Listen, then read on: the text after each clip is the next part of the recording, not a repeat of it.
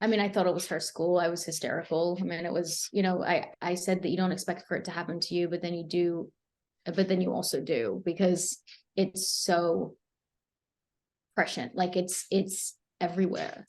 And I hope that people are getting angrier, because I know for me, I wasn't really that much of an advocate, because it was like, well, what can I do? And I've been to 6 protests this week. So hopefully people like me who didn't used to advocate for gun safety because they felt like their voices wouldn't be heard, I hope they're feeling the same way. I hope they're all stepping up. I know a lot of my friends have met me there and they've never done it before as well. So I'm hoping that if it's disruptive, peacefully disruptive, that some sort of change will happen. But it's scary and also sad that I didn't even know all the things that are going on. We were always, so high school, grade 7 was always going to be full-time Australian school. My daughter's in 4th grade. So, that was always the plan.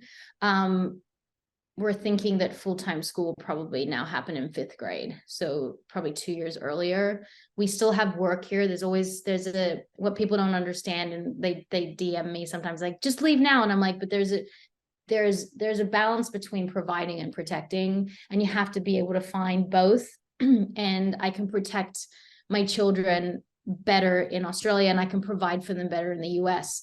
So it's trying to find a balance where, you can do both. And that might look like most of the time in school, but maybe one of the months we homeschool them here in America, for those like up against a holiday, for a month holiday. So we're going to try to figure it out. I know it's doable. It's just never easy. Yeah, I used to be really afraid to say anything on all my platforms, just because I just couldn't be bothered with the hate and visceral reactions people have. That is all based in fear. It's, this whole debate about the gun reform is based in fear. No one is going to take guns away in America. But what we are trying to do is smart and safe gun reform, which means mental health checks, which means having a license, which means something called red flag laws, which means if somebody has mentioned that they have ever thought about hurting themselves or other people, that gets investigated.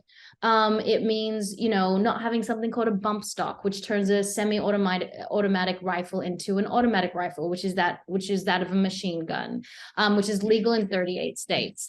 It's having a permit to carry, which in 28 states, you don't have to have a permit to carry. These are just logical laws that honestly makes sense. And I can talk to you because you're Australian, probably couldn't say this if it was an American. It all comes down to money. And the reason why nothing is being done is because the NRA pays politicians a lot of their salaries. So how do you evoke change when someone's not willing to take a pay cut?